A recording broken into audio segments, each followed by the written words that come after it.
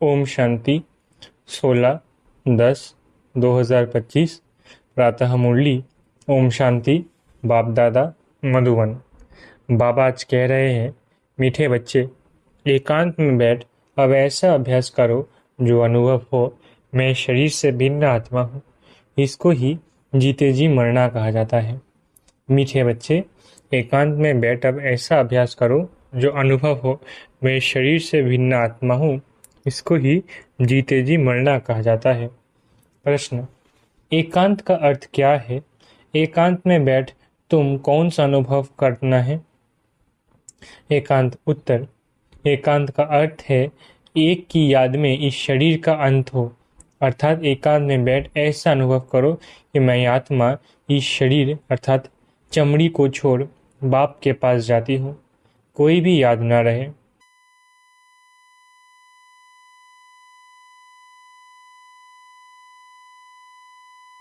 हम आत्मा टूटता जाएगा। ओम शांति। बच्चों को बाप पहले पहले समझाते हैं कि मीठे मीठे बच्चों, जब यहाँ बैठते हो तो अपने को आत्मा समझ बाप को याद करते रहो और कोई तरफ बुद्धि नहीं जानी चाहिए। ये तुम बच्चे जानते हो, हम आत्मा है। पार्ट हम आत्मा बजाती है इस शरीर द्वारा। आत्मा अविनाशी, शरीर विनाशी। तो तुम बच्चों को देही अभिमानी बन बाप की याद में रहना है। हम आत्मा हैं, चाहे तो इन ऑर्गन से काम लेवे व ना लेवे, अपने को शरीर से अलग समझना चाहिए।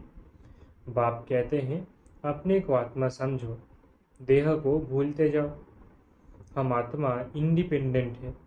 हमको सिवाय एक बाप के और कोई को याद नहीं करना है। जीते जी मौत की अवस्था में रहना है। हम आत्मा का योग रहना है अब बाप के साथ। बाकी तो दुनिया से, घर से मर गए। कहते हैं ना, आप मुए मर गई दुनिया। अब जीते जी तुमको मरना है। हम आत्मा शिव बाबा के बच्चे हैं। शरीर का भान उड़ाते रहना चाहिए। बाप कहते हैं, अपने को आत्मा समझो और मुझे याद करो। शरीर का भान छोड़ो। ये पुराना शरीर है ना, पुरानी चीज को छोड़ा जाता है ना। अपने को अशरीरी समझो। अभी तुमको बाप को याद करते करते बाप के पास जाना है। ऐसे करते करते फिर तुमको आदत पड़ जाएगी। अभी तो तुमको घर जाना है, फिर इस पुरानी दुनिया को याद क्यों करें? एकांत में बैठ ऐसे अपने साथ मेहनत करनी है। भक्ति मार्ग में भी कोठरी में अंदर बैठ माला फेरते हैं, पूजा करते हैं। तुम भी एकांत में बैठ ये कोशिश करो तो आदत पड़ जाएगी। तुमको मुख से तो कुछ बोलना नहीं है, इसमें है बुद्धि की बात। शिव बाबा तो है सिखलाने वाला, उनको तो पुरुषार्थ नहीं करना है। ये बाबा पुरुषार्थ करते हैं, वो फिर तुम बच्चों को भी समझाते हैं। जितना हो सके ऐसे बैठकर विचार करो। अभी हमको जाना है अपने घर। इस शरीर को तो यहाँ छोड़ना है। बाप को याद करने से ही विकर्म विनाश होंगे और आयु भी बढ़ेगी। अंदर ये चिंतन चलना चाहिए, बाहर में कुछ बोलना नहीं है। भक्ति मार्ग में भी ब्रह्म तत्व को या शिव को भी याद करते हैं, परंतु वो याद कोई यथार्थ नहीं है। बाप का परिचय ही नहीं तो याद कैसे करें? तुमको तो अब बाप का परिचय मिला है। सवेरे सवेरे उठकर एकांत में ऐसे अपने साथ बातें करते रहो। विचार सागर मंथन करो, बाप को याद करो। बाबा, हम अभी आया कि आया आपकी सच्ची गोद में। वो है रूहानी गोद। तो ऐसे ऐसे अपने साथ बातें करनी चाहिए। बाबा आया हुआ है। बाबा कल्प कल्प आकर हमको राजयोग सिखलाते हैं। बाप कहते हैं, मुझे याद करो और चक्र को याद करो। स्वदर्शन चक्रधारी बनना है। बाप में ही सारा ज्ञान है ना चक्र का, वो फिर तुमको देते हैं। तुमको त्रिकालदर्शी बना रहे हैं। तीनों कालों अर्थात आदि मध्य अंत को तुम जानते हो। बाप भी है परमात्मा, उनको शरीर तो है नहीं। अभी इस शरीर में बैठ तुमको समझाते हैं। ये वंडरफुल बात है। भागीरथ पर विराजमान होंगे तो जरूर दूसरी आत्मा है। बहुत जन्मों के अंत का जन्म इनका है। नंबर 1 पावन वही फिर नंबर 1 पतित बनते हैं। वो अपने को भगवान विष्णु आदि तो कहते नहीं। यहाँ एक भी आत्मा पावन है नहीं, सब पतित ही है। तो बाबा बच्चों को समझाते हैं, ऐसे ऐसे विचार सागर मंथन करो तो इससे तुमको खुशी भी रहेगी। इसमें एकांत भी जरूर चाहिए। एक की याद में शरीर का अंत होता है, उनको कहा जाता है एकांत। ये चमड़ी छूट जाएगी। सन्यासी भी ब्रह्म की याद में व तत्व की याद में रहते हैं। उस याद में रहते रहते शरीर का बांध छूट जाता है। बस हमको ब्रह्म में लीन होना है। ऐसे बैठ जाते हैं। तपस्या में बैठे बैठे शरीर छोड़ देते हैं। भक्ति में तो मनुष्य बहुत धक्के खाते हैं। इसमें धक्के खाने की बात नहीं, याद में ही रहना है। पिछाड़ी में कोई याद न रहे। गृहस्थ व्यवहार में तो रहना ही है, बाकी टाइम निकालना है। स्टूडेंट को पढ़ाई का शौक होता है ना, ये पढ़ाई है। अपने को आत्मा न समझने से बाप, टीचर, गुरु सबको भूल जाते हैं। एकांत में बैठ ऐसे ऐसे विचार करो। गृहस्थी घर में तो वाइब्रेशन ठीक नहीं रहता। अगर अलग प्रबंध है तो एक कोठरी में एकांत में बैठ जाओ। माताओं को दिन में भी टाइम मिलता है। बच्चे आदि स्कूल में चले जाते हैं। जितना टाइम मिले यही कोशिश करते रहो। तुमको तो एक घर है, बाप को तो कितने ढेर के ढेर दुकान है, और ही वृद्धि होती जाएगी। मनुष्यों को तो धंधे आदि की चिंता होती है तो नींद भी फिट जाती है। ये व्यापार भी है ना, कितना बड़ा शराफ है, कितना बड़ा मट्टा सट्टा करते हैं। पुराने शरीर आदि लेकर नया देते हैं, सबको रास्ता बताते हैं। ये भी धंधा उनको करना है। ये व्यापार तो बहुत बड़ा है। व्यापारी को व्यापार का ही ख्याल रहता है। बाबा ऐसे ऐसे प्रैक्टिस करते हैं, फिर बतलाते हैं ऐसे ऐसे करो। जितना तुम बाप की याद में रहेंगे तो स्वतः ही नींद फिट जाएगी। कमाई में आत्मा को बहुत मज़ा आएगा। कमाई के लिए मनुष्य रात में भी जागते हैं। सीजन में सारी रात भी दुकान खुला रहता है। तुम्हारी कमाई रात को और सवेरे को बहुत अच्छी होगी। स्वदर्शन चक्रधारी बनेंगे, त्रिकालदर्शी बनेंगे। 21 जन्म के लिए धन इकट्ठा करते हैं। मनुष्य साहूकार बनने के लिए पुरुषार्थ करते हैं। तुम भी बाप को याद करेंगे तो विकर्ण विनाश होंगे, बल मिलेगा। याद की यात्रा पर नहीं रहेंगे तो बहुत घाटा पड़ जाएगा, क्योंकि सिर पर पापों का बोझा बहुत है। अब जमा करना है, एक को याद करना है और त्रिकालदर्शी बनना है। ये अविनाशी धन आधा कल्प के लिए इकट्ठा करना है। ये तो बहुत वैल्यूएबल है। विचार सागर मंथन कर रत्न निकालने हैं। बाबा जैसे खुद करते हैं, बच्चों को युक्ति बतलाते हैं। कहते हैं बाबा माया के तूफान बहुत आते हैं। बाबा कहते हैं जितना हो सके अपनी कमाई करनी है, यही काम आनी है। एकांत में बैठ बाप को याद करना है। फुर्सत है तो सर्विस भी मंदिरों आदि में बहुत कर सकते हैं। बैज जरूर लगा रहे, सब समझ जाएंगे ये रूहानी मिलिट्री है। तुम लिखते भी हो, हम स्वर्ग की स्थापना कर रहे हैं। आदि सनातन देवी देवता धर्म था, अब नहीं है, जो फिर स्थापन करते हैं। ये लक्ष्मी नारायण एम ऑब्जेक्ट है ना। कोई समय यह ट्रांसलाइट का चित्र बैटरी सहित उठाकर परिक्रमा देंगे और सबको कहेंगे ये राज्य हम स्थापन कर रहे हैं। ये चित्र सबसे फर्स्ट क्लास है। ये चित्र बहुत नामी ग्रामी हो जाएगा। लक्ष्मी नारायण सिर्फ एक तो नहीं थे, उन्हों की राजधानी थी ना। ये स्वराज्य स्थापन कर रहे हैं। अब बाप कहते हैं मन मना भव। बाप को याद करो तो विकर्ण विनाश होंगे। कहते हैं हम गीता का सप्ताह मनाएंगे। ये सब प्लान कल पहले मुवाफिक बन रहे हैं। परिक्रमा में ये चित्र लेना पड़े, इनको देखकर सब खुश होंगे। तुम कहेंगे बाप को और वर्षे को याद करो, मन मना भव। ये गीता के अक्षर है ना। भगवान शिव बाबा है, वो कहते हैं मुझे याद करो तो विकर्म विनाश हो।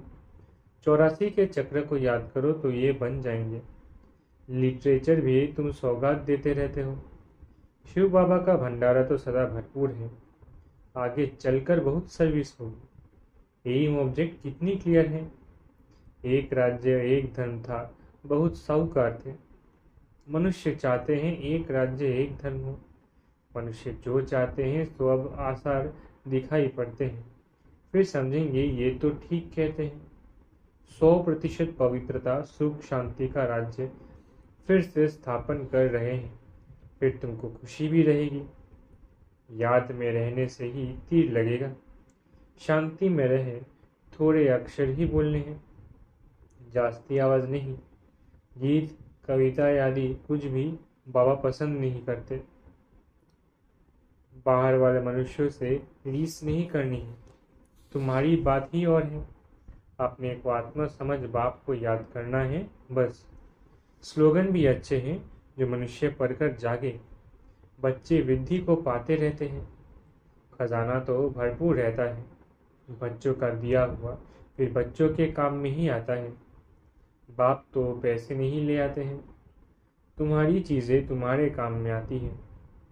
भारतवासी जानते हैं हम बहुत सुधार कर रहे हैं। 5 वर्ष के अंदर इतना अनाज होगा जो अनाज की कभी तकलीफ नहीं होगी। और तुम जानते हो कि ऐसी हालत होगी जो अन्न खाने के लिए नहीं मिलेगा। ऐसे नहीं अनाज कोई सस्ता होगा। तुम बच्चे जानते हो हम 21 जन्म के लिए अपना राज्य भाग्य पा रहे हैं। ये थोड़ी बहुत तकलीफ तो सहन करनी ही है। कहा जाता है खुशी जैसी खुराक नहीं। अतीन्द्रिय सुख गोप गोपियों का गाया हुआ है। ढेर बच्चे हो जाएंगे। जो भी सैपलिंग वाले होंगे वो आते जाएंगे। झाड़ यहाँ ही भरना है ना। स्थापना हो रही है।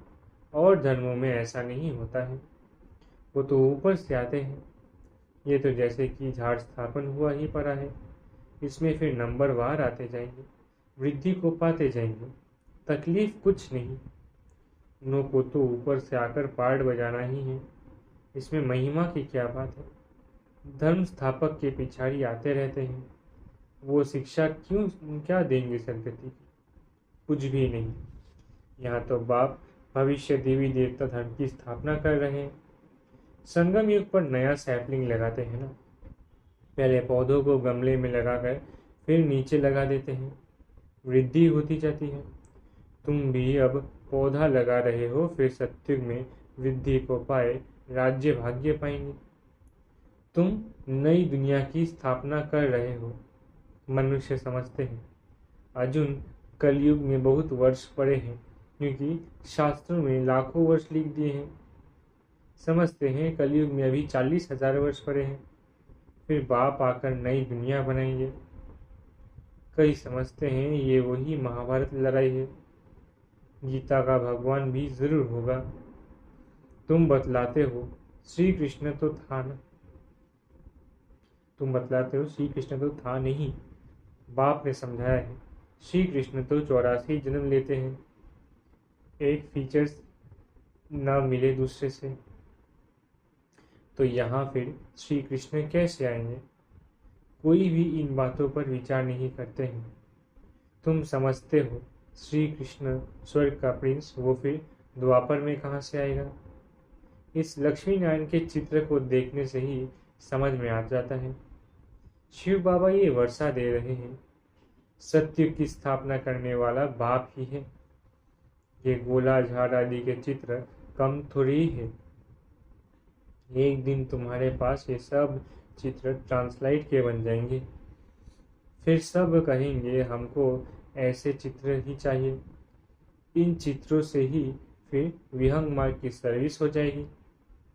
तुम्हारे पास बच्चे इतने आएंगे जो फुर्सत नहीं रहेगी। ढेर आएंगे, बहुत खुशी होगी। दिन प्रतिदिन तुम्हारा फोर्स बढ़ता जाएगा। ड्रामा अनुसार जो फूल बनने वाले होंगे उनको टच होगा। तुम बच्चों को ऐसे नहीं कहना पड़ेगा कि बाबा इनकी बुद्धि को टच करो। टच कोई बाबा थोड़ी ही करते हैं, समय पर आप ही टच होगा। बाप तो रास्ता बताएंगे ना। बहुत बच्चियां लिखती हैं, हमारे पति की बुद्धि को टच करो। ऐसे सब की बुद्धि को टच करेंगे फिर तो सब स्वर्ग में इकट्ठे हो जाएं। पढ़ाई की ही मेहनत है, तुम खुदाई खिदमतगार हो ना। सच्ची सच्ची बात बाबा पहले से ही बता देते हैं क्या क्या करना है। ऐसे चित्र ले जाने पड़ेंगे, सीढ़ी कभी ले जाना पड़े। ड्रामा अनुसार स्थापना तो होनी ही है। बाबा सर्विस के लिए जो डायरेक्शन देते हैं उस पर ध्यान देना है। बाबा कहते हैं बैजेस किस्म किस्म के लाखों बनवाओ। ट्रेन की टिकट लेकर 100 मील तक सर्विस करके आओ। एक डिब्बे से दूसरे में फिर तीसरे में, बहुत सहज है। बच्चों को सर्विस का शौक रहना चाहिए। अच्छा, मीठे मीठे सिखलधे बच्चों प्रति माता पिता बाप दादा का याद करो गुड मॉर्निंग। रूहानी बाप की रूहानी बच्चों को नमस्ते। हम रूहानी बच्चों की रूहानी माता पिता बाप दादा को याद प्यार गुड मॉर्निंग और नमस्ते। धारणा के लिए मुख्य सार पहला, विचार सागर मंथन कर अच्छे अच्छे रत्न निकालने हैं, कमाई जमा करनी है, सच्चा सच्चा खुदाई खिदमतगार बन सेवा करनी है। दूसरा, पढ़ाई का बहुत शौक रखना है, जब भी समय मिले एकांत में चले जाना है। ऐसा अभ्यास हो जो जीते जी इस शरीर से मरे हुए स्टेज का अनुभव होता रहे, देह का भान भी भूल जाए। वरदान, अपने मूल संस्कारों के परिवर्तन द्वारा विश्व परिवर्तन करने वाले उदाहरण स्वरूप भव। वरदान, अपने मूल संस्कारों के परिवर्तन द्वारा विश्व परिवर्तन करने वाले उदाहरण स्वरूप भव। हर एक में जो अपना मूल संस्कार है, जिसको नेचर कहते हो, जो समय प्रति समय आगे बढ़ने में रुकावट डालता है, उस मूल संस्कार का परिवर्तन करने वाले उदाहरण स्वरूप बनो, तब संपूर्ण विश्व का परिवर्तन होगा। अब ऐसा परिवर्तन करो जो कोई ये वर्णन न करे कि इनका ये संस्कार तो शुरू से ही है। जब परसेंटेज में अंश मात्र भी पुराना कोई संस्कार दिखाई ना दे, वर्णन ना हो, तब कहेंगे ये संपूर्ण परिवर्तन के उदाहरण स्वरूप है। स्लोगन, अब प्रयत्न का समय बीत गया, इसलिए दिल से प्रतिज्ञा कर जीवन का परिवर्तन कर। स्लोगन, अब प्रयत्न का समय बीत गया, इसलिए दिल से प्रतिज्ञा कर जीवन को परिवर्तन करो। अव्यक्त इशारे, स्वयं और सर्व के प्रति मनसा द्वारा योग की शक्तियों का प्रयोग करो। जैसे साइंस प्रयोग में आती है तो समझते हैं कि साइंस अच्छा काम करती है, ऐसे साइलेंस की शक्ति का प्रयोग करो। इसके लिए एकाग्रता का अभ्यास बढ़ाओ। एकाग्रता का मूल आधार है मन की कंट्रोलिंग पावर, इससे मनोबल बढ़ता है।